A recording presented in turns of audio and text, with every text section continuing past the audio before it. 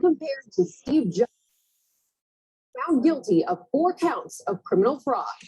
So what you're listening to, Overnight, Theranos founder Elizabeth Holmes walking out of court a convicted felon after being found guilty of knowingly misleading investors about her company's blood testing Elizabeth technology. Holmes was convicted Holmes, of once all the charges. world's youngest self-made female billionaire, we've made it possible to run comprehensive laboratory tests from a tiny sample or a few drops of blood. found guilty on 4 of 11 counts of criminal fraud.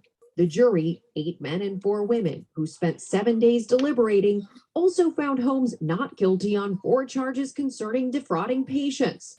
On 3 additional counts, there was no verdict as the jury remained deadlocked. I think that it reflects a very conscientious group of men and women that were deciding Ms. Holmes' fate in this case. Over the course of 15 weeks, jurors heard the testimony of 32 witnesses, including former Theranos board member General James Mattis, employees, patients, and even Holmes herself, who spent 7 days on the witness stand denying allegations she intentionally deceived anyone about the effectiveness of Theranos's blood testing technology. When asked if investors had lost money because she'd misled them, Holmes replied, "Of course not." But during a previous sworn deposition, Holmes admitted that a number of her prior claims were not always accurate. I know that we made so many mistakes. Holmes, now 37, raised almost $1 billion from the likes of media titan Rupert Murdoch, the family of former Education Secretary Betsy DeVos, and the Waltons, heirs to the Walmart fortune. She now faces up to 20 years in prison and will be sentenced by the judge at a later date. And the government will have an option to decide if it wants to retry Holmes on those 3 counts where the jury could not reach a verdict. She faces up to 20 years for each of those guilty counts in prison. And every legal expert I spoke to, Robin, says she will almost certainly spend years behind bars when she's sentenced. And Robin? Rebecca, going to talk to another legal expert, our chief legal analyst, Dan Abrams. So what, first of all, Dan, do you make of the mixed verdict? Well, look, I think that this jury clearly deliberated very carefully here over 7 days, and the verdict kind of makes sense in the sense that they're saying, we believe she defrauded investors. We weren't convinced that she defrauded patients.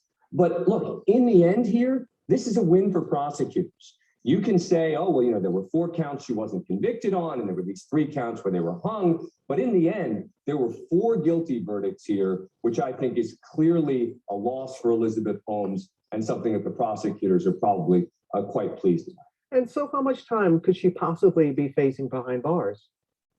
Look, there's a wide range here. There are these federal sentencing guidelines out there, but they're just guidelines, right? At this point, they're not mandatory. So you're going to see each side make arguments. The defense is going to say she should serve no time. The prosecutors are going to say significant time. You're talking about up to 20 years on each count as the possibility. I don't think anyone thinks she's going to serve 20 years. I think that the more reasonable range is somewhere in the 3 to 10-year range, for example. But remember, in the sentencing phase of this, she can now make arguments that may not have been persuasive to the jury. She says she was abused, for example. That's something where she could say to the judge, the lawyers could say, that should be taken into consideration when deciding how much time she should serve behind bars. And Dan, you mentioned the 3 counts where the jury could not reach a verdict. So retrial?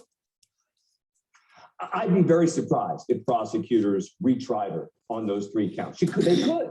Remember, there's a hung jury. Prosecutors are allowed to retry the case.